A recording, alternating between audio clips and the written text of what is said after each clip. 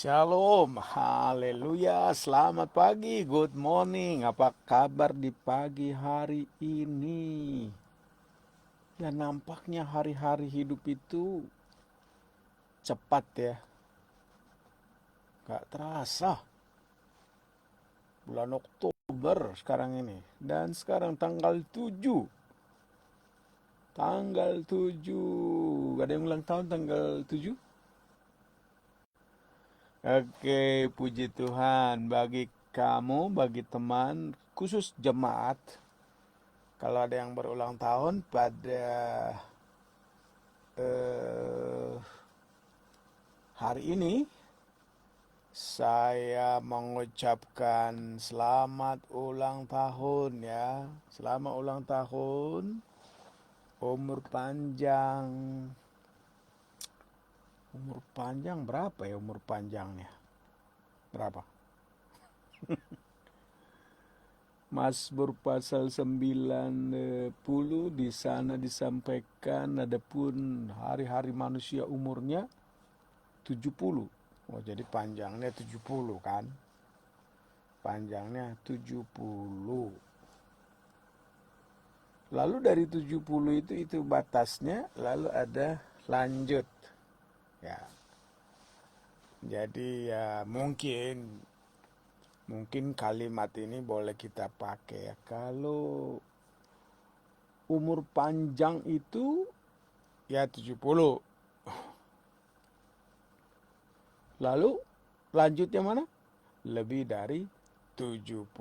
Jadi bagi ulang tahun saya mengucapkan panjang umurnya, dan lanjut usianya, serta diberkati oleh Tuhan Yesus Kristus. Ya, kemarin saya tidak membaca ayat Mazmur 119 ya.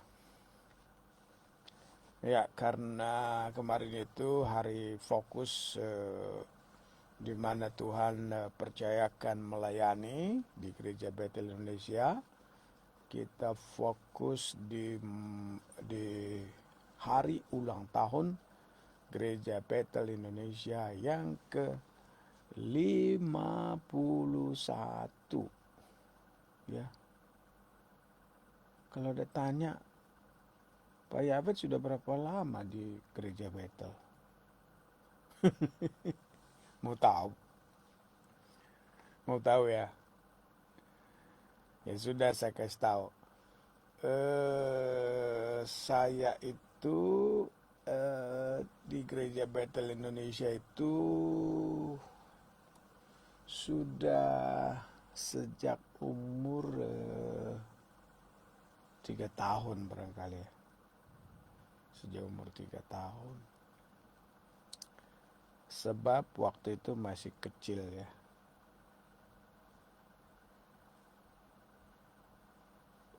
Tahun 70-an, tahun 70-an saya sudah jadi sekolah minggu di Gereja Betel Indonesia.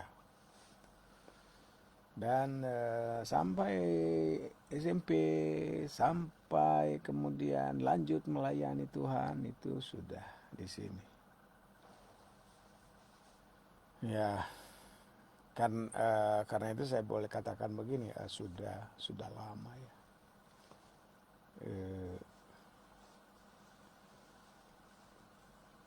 Kita bersyukur bahwa Gereja Betel Indonesia itu adalah salah satu gereja yang Tuhan juga pakai di Indonesia. Semua gereja-gereja dipakai Tuhan. Kita yakin itu kan organisasi denominasi itu kan adalah seperti, bagi saya ya, adalah seperti rumah.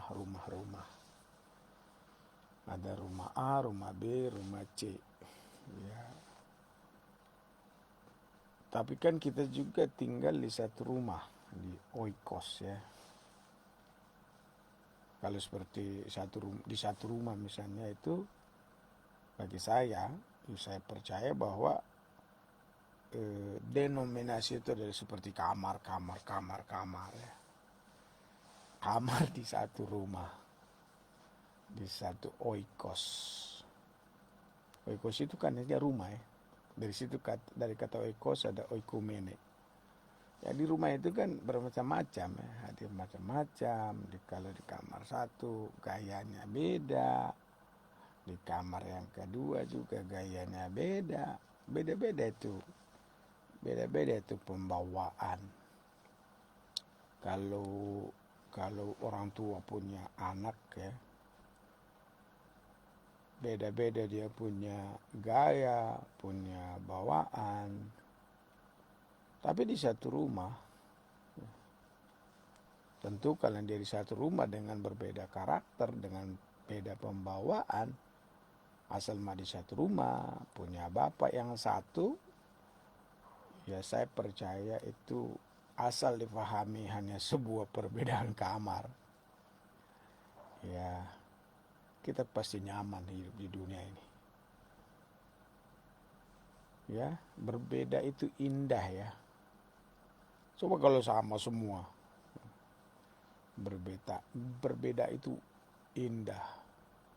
Kalau warna hanya satu, kan nggak menarik.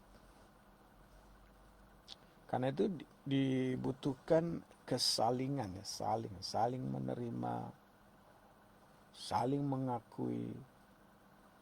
Ya apa yang kamu percaya dari apa yang kamu baca, ya lakukan itu dengan sangat baik, ya saling menerima. Demikian juga di bangsa dan negara ini, saya pikir kita pasti punya berbeda-beda ya. Tapi kalau kita saling menerima keberbedaan itu, itulah sebuah keindahan. Seperti bunga-bunga kalau berwarna-warni kan indah. Nah, dan tujuan kita hanya ya ini yang saya pahami dan yang saya anut juga, ya kita tunjukkan warna kita, itu saja.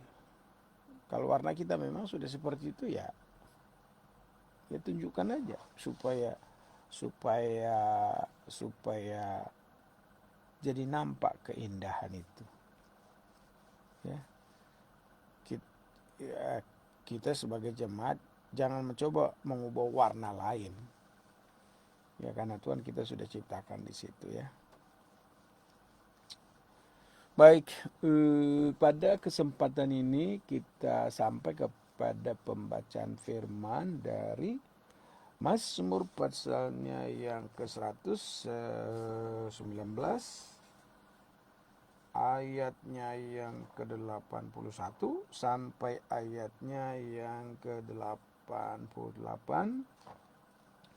Dan tadi saya sudah tulis SMS di Facebook bahwa Mazmur pasal 119 ayat 81 sampai 88 itu bisa kalau kita baca-baca maka kita akan temukan bahwa Mazmur ini adalah menyampaikan pada kita tentang sumber iman dan sumber pengharapan. Dalam kitab Roma pasal 10-17 kan dibilang begini, dari mana itu muncul iman? Orang jadi percaya gara-gara apa? Ya dari firman. Pengharapannya juga muncul dari apa? Dari firman. Karena firman itu mengungkapkan apa yang belum pernah kita dengar. Ya karena itu kenapa saya siaran dari Facebook ya pakai jemaat. Ya supaya kita dengarkan firman. Dan ketika kita dengarkan firman kan kita jadi timbul iman. Ya, siapa tahu ada ibu-ibu lagi masak, lagi apapun dikerjakan, tiba-tiba iseng dia buka Facebook, dia iseng dia buka YouTube, supaya pikirannya itu tidak konsen pada hal-hal yang membuat dia susah. Ketika dia buka Facebook, dia sambil mendengar, dia dengarkan firman, Itu kan satu kata saja bisa masuk di pikiran pendengar, itu bisa mengubah loh. Bisa mengubah. Saya ingat dulu kisah ya. Waktu saya belajar dulu dalam pelajaran sejarah gereja, itu tokoh gereja bernama Agustinus. Dia itu orang yang gak menghargai Tuhan sama sekali. Bahkan Agustinus itu dengan orang tuanya saja gak begitu akrab. Tapi kemudian pertobatan itu datang dari apa? Karena dia mendengarkan nyanyian anak-anak, bacalah. Dan pada waktu dia baca firman itu yang mengubah seluruh hidupnya. Dan kita tahu bahwa Agustinus itu kan menjadi tokoh sejarah gereja, ya. Dia masuk dalam tokoh-tokoh reformasi kan, Agustinus. Jadi firman itu sangat penting dibacakan. Sekalipun mungkin satu kata saja, satu kalimat yang kita bisa dengar, itu sangat powerful, bisa mengubah ya. Nah, karena itulah sebabnya firman itu perlu disampaikan. Ya. Ayo kita baca yuk Mazmur pasal 119 ayatnya yang ke-81. Firman Tuhan bilang gini. Habis jiwaku merindukan keselamatan daripadamu. Aku berharap kepada firman-Mu. Habis mataku merindukan janji-Mu. Aku berkata, bilakah Engkau akan menghiburkan aku? Sebab aku telah menjadi seperti kirbat yang diasapi, namun ketetapan-ketetapan-Mu tidak kulupakan.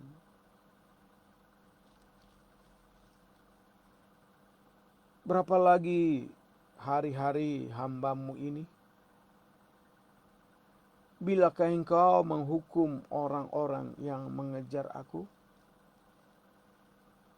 Orang-orang yang kurang ajar telah menggali lubang bagiku. Orang-orang yang tidak menuruti Taurat-Mu.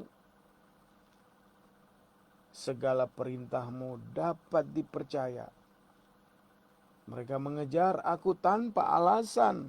Tolonglah aku. Hampir saja mereka menghabisi aku di bumi. Tetapi aku tidak meninggalkan titah-titah-Mu. Hidupkanlah aku sesuai dengan kasih setia-Mu, supaya aku berpegang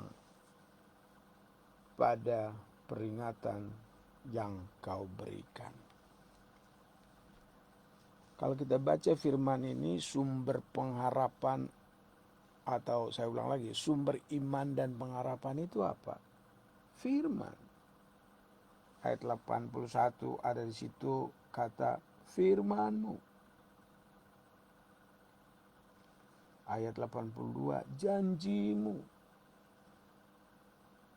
Ayatnya yang ke-83 ketetapan-ketetapan-Mu. Jadi firman Tuhan itu ada sumber iman dan sumber pengharapan.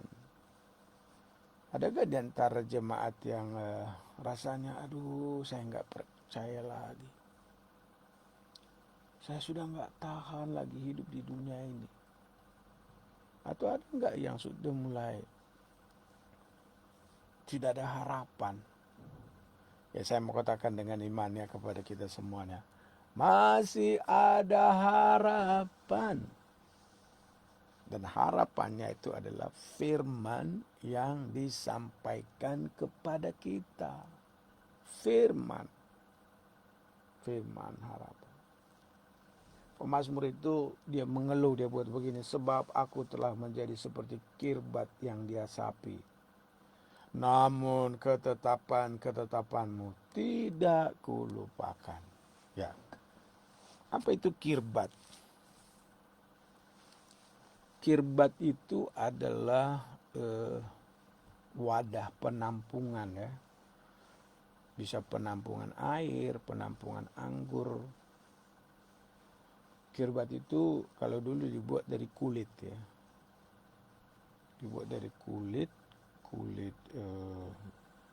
tombak kah. Jadi kulit itu diikat lalu dibuat seperti botol kirbat. Supaya dia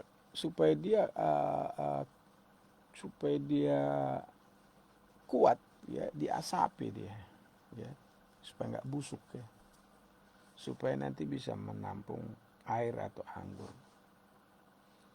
Tapi kalau diasapi terlalu lama diasapi kan dia jadi gampang hancur, gampang retak. Apa artinya itu dibanding dengan kita jemaat Tuhan? Jadi kirbat itu adalah melambangkan sebuah wadah yang di dalamnya ada isi. Kalau saya bisa katakan begini, tubuh kita ini, daging kita ini dari kepala sampai telapak kaki itu adalah kirbat.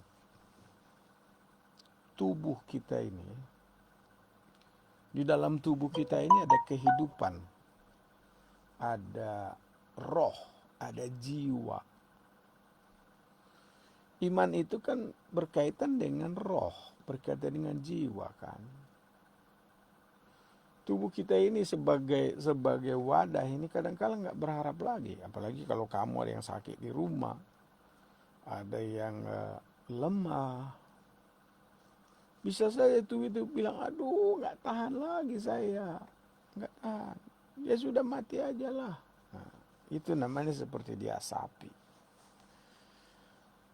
Tetapi percaya, Rasul Paulus pernah berkata begini, sekalipun kemah kami ini makin hancur, tapi manusia batin kami makin hari makin dibaharui. Siapa yang membaharuinya? Ya firman.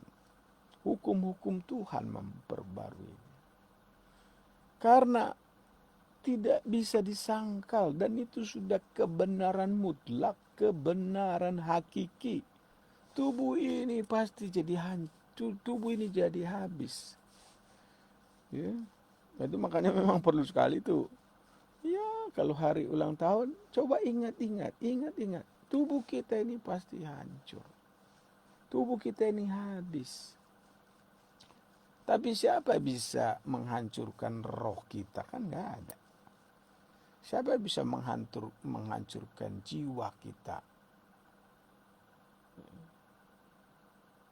Makanya pemazmur bilang, sekalipun dagingku dan tubuhku habis lenyap, bisa lenyap. Ya, jadi pemazmur itu bilang, sebab aku telah menjadi seperti kirbat yang diasapi. Namun ketetapan-ketetapanmu tidak kulupakan. Itu kan tidak lupakan, itu kan berkaitan dengan jiwa kita. Tidak lupakan dan bersama dengan roh kita, maka kita akan menjadi kuat. Karena itu firman Tuhan itu penting. Kalau kirbat sudah diasapi, memang orang cenderung mengeluh ya. Seperti pemazmur ini, berapa lama lagi? Lama kali penderitaan ini. Lama kali susah ini. Berapa lama lagi orang menghukum aku? Berapa lama lagi orang kurang ajar terhadap aku? Tetapi dia munculkan pengharapannya. Ya sudahlah. Aku percaya bisa saja saya seperti diasapi. Bisa saja saya seperti mau mati rasanya. Seperti sudah dekat lubang kubur. Tapi dikatakan segala perintahmu dapat dipercaya. Sekalipun aku sudah hampir tidak ada lagi kekuatan. dan ayat 88 ya dari puisi yang disampaikan pemazmur ini adalah, hidupkanlah aku sesuai dengan kasih setiamu, supaya aku berpegang pada peringatan-peringatanmu. Haleluya. Tuhan mau menghidupkan kita sesuai dengan firman-Nya. Tuhan mau tolong kita sesuai dengan firman-Nya. Dan firman itu adalah yang kekal, yang memegang hidup kita sampai selama-lamanya. So kiranya Tuhan memberkati kita. Berimanlah karena firman yang menimbulkan iman. Berharaplah karena janji-janji Tuhan itu ya dan amin. Dan kita percaya memang satu saat kita bisa saja menjadi lemah. Ya, makanya ibu-ibu bisa jadi lemah ya, jadi tidak berdaya. Tetapi Tuhan pasti menolong dan memberkati. Tubuh bisa menjadi makin lama seperti diasapi, menjadi kering dan menjadi tua, menjadi keropos tulang-tulang. Tapi jiwa kita, roh kita makin hari makin dipengaruhi. Tuhan Yesus memberkati. Saya mau berdoa buat jemaat ya. Bapa, kami bersyukur untuk anugerah-Mu pada hari ini.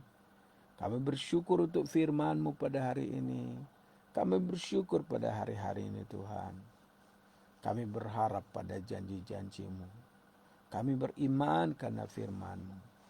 Dan kami juga merindukannya setiap saat. Sekalipun tubuh kami seperti diasapi, bagaikan kirbat yang diasapi menjadi kering tidak berdaya. Tetapi kami percaya Tuhan Yesus adalah kehidupan. Firman-Nya kekal sampai selama-lamanya. Karena itu berkatilah semua jemaat-Mu, anggota gereja Bethel Indonesia Gracia, dan juga teman-teman yang lain dimanapun mereka berada, yang sambil lalu mendengarkan penyampaian firman ini.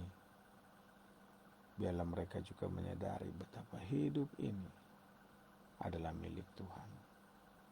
Di dalam nama Tuhan Yesus Kristus kami berdoa dan mengucap syukur. Terima kasih untuk iman, terima kasih untuk pengharapan bahwa Tuhan Yesus firman-Nya adalah pengharapan kami. Dalam nama Yesus kami berdoa, haleluya, amin, amin, amin. Ya, demikian pembacaan firman Tuhan di pagi hari ini. Tuhan Yesus memberkati, sukacita terus, jaga hati, jaga pikiran, tetaplah setia sama Tuhan. Ya, tubuh bisa jadi lemah, tapi roh kita makin menyala-nyala di hadapan Tuhan. Tuhan Yesus memberkati, shalom. Dan saya selalu katakan, kenapa saya lakukan ini? Karena I love you, aku mengasihimu di dalam nama Tuhan Yesus Kristus. Sampai jumpa, bye-bye, Tuhan Yesus memberkati.